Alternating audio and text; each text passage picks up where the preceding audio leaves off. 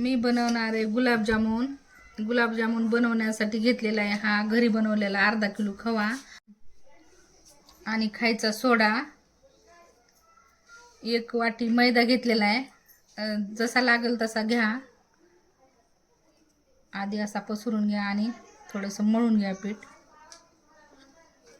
तर आता मी हे खवा आणि मैदा एकत्र करून मिसळून ठेवला होता. चांगलं मळून घेतलं होतं. 10 मिनटं ठेवलं होतं. आता मी ह्याचे छोटे छोटे गोळे बनवून घेणार आहे.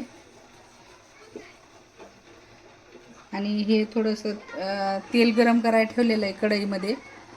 याच्यामध्ये जास्त गरमही नाही करायचं आणि जास्त थंडमध्ये नाही टाकायचे. थोडे मध्यम तेलामध्ये टाकायचे आणि फुगून वर येईपर्यंत त्यांना हलवायचं नाही.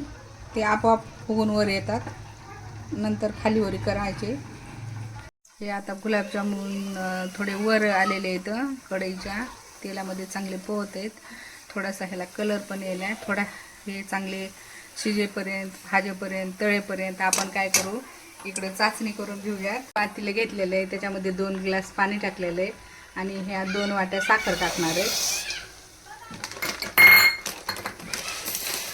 अर्धा किलो खव्याला 1 वाटी मैदा टाकलेला आहे आणि 2 वाटी साखर टाकून त्याची चाचणी बनवणार आहे. आता हे चांगले तळलेले आहेत आणि ह्याला ब्राऊन कलर आलेला आहे. आता हे सर्व पिठाचे मी असेच सगळे गुलाबजामुन बनवून घेणार आहे आणि इथं ठेवणार आहे. नंतर चाचणीमध्ये टाकणार आहे. गुलाबजामुन तळेपर्यंत इकडे मी चाचणी करायला ठेवलेली होती आणि आता ही चाचणी तयार झालेली आहे. जास्त असं घट्टसर नाही करायची. असं थोडंसं चिकट वाटलं की लगेच काढून घ्यायचं. ते बंद करायचा गॅस.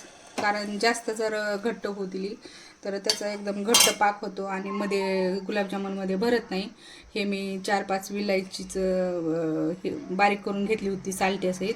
ते मी ह्या चाचणीमध्ये टाकणार आहे आणि नंतर चांगले हलवून घ्यायची. आता चाचणी पण तयार झालेली आहे आपली आणि गुलाबजामुन पण तयार झालेले आहेत तळून. तर मी ह्या चाचणीमध्ये हे एक गुलाबजामुन सोडणार आहे.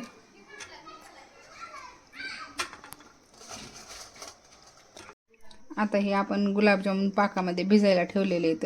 10-15 मिनटात चांगले भिजतात आणि नंतर मग खायला घ्यायचे किंवा मग थंड झाल्यानंतर खाल्ल्यानंतर आणखीन छान लागतात. तुम्ही हे गुलाबजामुन नक्की बनवून बघा. चॅनलला सबस्क्राईब करा आणि व्हिडिओला लाईक करा. थँक्यू.